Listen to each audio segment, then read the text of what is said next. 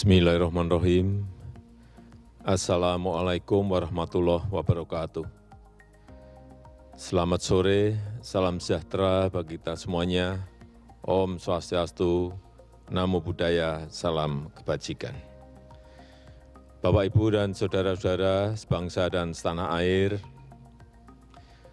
penyebaran COVID-19 telah benar-benar memperlambat perekonomian dunia, termasuk perekonomian di negara kita Indonesia. 186 negara telah terpapar virus corona. Pemerintah terus bekerja keras untuk mengantisipasi hal ini, untuk mempertahankan daya beli masyarakat, untuk mengurangi risiko PHK, dan mempertahankan produktivitas ekonomi, produktivitas masyarakat di seluruh wilayah tanah air Indonesia. Pada kesempatan ini, saya hanya akan berfokus pada kebijakan bantuan-bantuan yang disediakan oleh pemerintah, langsung kepada masyarakat untuk mempertahankan daya beli masyarakat. Pertama, saya telah perintahkan kepada semua menteri, gubernur, bupati, dan wali kota agar memangkas rencana belanja yang tidak prioritas di APBN maupun di APBD. Anggaran perjalanan dinas, pertemuan-pertemuan yang tidak perlu, dan belanja-belanja lain yang tidak langsung dirasakan oleh masyarakat harus dipangkas. Kedua, kementerian dan lembaga di pusat, serta juga pemerintah daerah, provinsi, kabupaten, dan kota harus melakukan refocusing kegiatan dan melakukan realokasi anggaran untuk mempercepat penanganan COVID-19, baik yang terkait dengan isu-isu kesehatan maupun yang terkait dengan isu-isu ekonomi. Landasan hukumnya sudah jelas. Hari Jumat yang lalu, tanggal 20 Maret 2020, telah saya tanda tangani Inpres nomor 4 tahun 2020. Selain memerintahkan refocusing kegiatan dan relokasi anggaran, Inpres ini juga memerintahkan untuk percepatan pelaksanaan pengadaan barang dan jasa untuk mendukung percepatan penanganan COVID-19. Sekali lagi, bukan hanya untuk penanganan kesehatan masyarakat, tetapi juga untuk penanganan dampak ekonomi masyarakat. Yang ketiga, saya minta kepada kementerian dan lembaga dan juga pemerintah daerah, provinsi, kabupaten, dan kota, agar selain menangani isu kesehatan masyarakat, kita juga harus menjamin ketersediaan bahan pokok dan mempertahankan daya beli masyarakat, utamanya masyarakat lapisan bawah. Kita harus membantu para buruh, membantu para pekerja harian, membantu para petani, membantu para nelayan, membantu para pelaku usaha mikro dan kecil agar daya belinya tetap terjaga, agar terus beraktivitas dan berproduksi. Keempat, saya telah perintahkan agar program padat karya tunai, sekali lagi, program padat karya tunai harus diperbanyak, harus dilipat gandakan dengan tetap mengikuti protokol kesehatan untuk pencegahan dan penularan COVID-19, yaitu dalam bekerja harus menjaga jarak yang aman.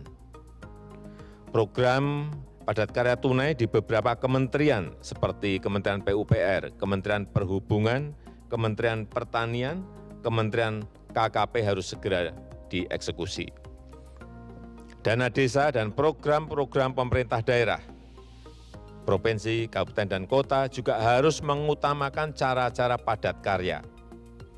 Ini akan membantu masyarakat, membantu para petani, para buruh tani, para nelayan di pedesaan di seluruh tanah air. Sekali lagi, dengan tetap mengikuti protokol kesehatan, yaitu dalam bekerja harus menjaga jarak yang aman. Kelima, kepada penerima kartu sembako, pemerintah memberikan tambahan sebesar 50.000 per keluarga penerima, sehingga menjadi 200.000 per keluarga penerima yang akan diberikan selama 6 bulan. Anggaran yang dialokasikan adalah sebesar 4,56 triliun rupiah. Yang keenam, kepada calon penerima kartu prakerja, pemerintah akan mempercepat implementasi kartu prakerja, sekaligus untuk mengantisipasi para pekerja yang terkena PHK, para pekerja harian yang kehilangan penghasilan, para pengusaha mikro yang kehilangan pasar dan omset, agar dapat meningkatkan kompetensi dan kualitas SDM-nya. Alokasi anggaran yang disediakan di dalam kartu prakerja ini adalah sebesar 10 triliun. Sehingga nanti setiap peserta kartu prakerja akan diberikan honor insentif 1 juta per bulan selama 3-4 bulan. Yang ketujuh, untuk membantu daya beli pekerja di sektor industri pengolahan, pemerintah akan membayar PPh pasal 21 yang selama ini dibayar sendiri oleh para pekerja, dalam rangka memberikan tambahan penghasilan kepada pekerja di industri pengolahan. Alokasi anggaran yang disediakan sebesar 8,6 triliun rupiah. Kedelapan, kepada para pelaku UMKM, OJK, Otoritas Jasa Keuangan, akan memberikan relaksasi kredit UMKM untuk nilai kredit di bawah 10 miliar untuk tujuan usaha, baik itu kredit yang diberikan oleh perbankan maupun oleh industri keuangan non-bank. Asalkan digunakan untuk usaha, akan diberikan penurunan bunga dan penundaan cicilan sampai 1 tahun. Oleh karena itu, kepada tukang ojek, kepada supir taksi yang sedang kredit kendaraan bermotor dan kredit mobil, nelayan yang sedang kredit perahu tidak perlu khawatir, pembayaran bunga dan angsuran diberikan kelonggaran 1 tahun. Dan pihak perbankan maupun industri keuangan non-bank dilarang mengejar-ngejar angsuran, apalagi menggunakan jasa penagihan atau debt collector. Itu dilarang, dan saya minta kepolisian mencatat hal ini. Kesembilan, kepada masyarakat berpenghasilan rendah yang sedang melakukan kredit kepemilikan rumah bersubsidi, pemerintah juga memberikan 2 stimulus, yaitu pemerintah memberikan subsidi selisih bunga selama 10 tahun. Jika bunga di atas 5%, maka selisih besaran bunganya akan dibayar pemerintah. Pemerintah juga memberikan subsidi bantuan uang muka bagi yang akan mengambil kredit rumah bersubsidi. Anggaran yang disiapkan 1,5 triliun rupiah. Saya mengajak seluruh jajaran pemerintah, baik di pusat maupun di daerah, sampai ke level kelurahan dan desa, untuk selalu tanggap terhadap situasi kesehatan dan kondisi ekonomi masyarakat. Kita harus kerja keras, kita harus bersatu dan bergotong royong menghadapi tantangan ini. Terakhir, saya juga mengapresiasi gerakan masyarakat yang telah turut mensosialisasikan, memasyarakatkan physical distancing atau jaga jarak aman, yang terus mengingatkan kita semuanya untuk berdisiplin. Karena hanya dengan kedisiplinan yang kuat, kita dapat mencegah penyebaran COVID-19. Percayalah, kita bangsa besar, kita bangsa petarung, bangsa berjuang. Insya Allah kita bisa. Insya Allah kita mampu dalam menghadapi tantangan global yang berat sekarang ini. Terima kasih, saya tutup. Wassalamualaikum warahmatullahi wabarakatuh. Baik,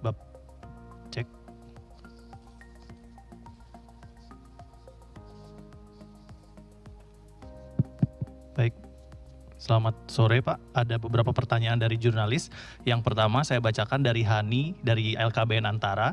Pertanyaannya, apakah anggota DPR dan keluarganya perlu melakukan rapid test COVID-19? Tadi pagi saya telah memerintahkan kepada Menteri Kesehatan untuk rapid test yang diprioritaskan adalah dokter dan tenaga medis serta keluarganya terlebih dahulu. Dan juga para ODP dan PDP serta keluarganya. Ini yang harus didahulukan. Baik, yang kedua dari Muslih dari Radio El Sinta, apa kebijakan Bapak Presiden terhadap rumah sakit yang masih kekurangan APD? Kemarin sudah saya sampaikan bahwa APD telah kita distribusikan sebanyak 105.000 APD. Ini saya bacakan. Dikirim kepada Provinsi DKI 40.000. Dikirim ke Provinsi Jawa Barat 15.000. Provinsi Jawa Tengah 10.000. Provinsi Jawa Timur 10.000. Provinsi Daerah Istimewa Yogyakarta 1.000. Provinsi Bali 4.000. Dan provinsi-provinsi yang lain tadi pagi sudah saya cek sudah menerima semuanya. Hanya saya ingin agar Dinas Kesehatan Provinsi segera mendistribusikannya ke rumah sakit yang memerlukan secepat-cepatnya. Berikutnya dari Aris Bloomberg News, Pak Jokowi, apakah pemerintah akan menerbitkan Perpu pelebaran defisit anggaran untuk penanganan COVID-19? Sudah beberapa hari kita bahas mengenai ini, dan kemarin saya telah bertemu dengan Ketua DPR untuk mendapatkan dukungan politik mengenai ini, dan juga telah bertemu secara virtual dengan Ketua BPK dan seluruh pimpinan BPK. Intinya kita ingin ada relaksasi dari APBN dan saat kita mengeluarkan Perpu artinya dukungan politik sudah kita bicarakan sebelumnya. Baik, yang terakhir Pak, Ican dari Kompas.com, ada pasien mengeluh ditolak di rumah sakit darurat Wisma Atlet. Ada juga yang mengeluh antrean panjang. Apa rumah sakit darurat ini memang sudah siap? Hasil pengecekan kemarin pagi ke Wisma Atlet untuk rumah sakit darurat Corona, saya melihat semuanya siap. Bednya siap, ventilator siap, tenaga medis dan dokternya juga siap. Hanya memang saya melihat masyarakat melihat ini sebagai sebuah alternatif sehingga antusias mereka menuju ke Wisma Atlet semuanya. Kapasitas untuk seluruh Wisma Atlet waktu kita pakai untuk Asian Games adalah 24.000.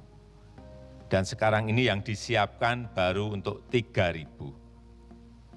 Artinya kita memiliki kapasitas yang masih longgar. Tetapi saya berharap tidak banyak yang ke rumah sakit darurat Corona ini. Artinya kita semua diberi kesehatan yang baik oleh Allah Subhanahu wa Ta'ala. Baik, terima kasih Pak. Cukup.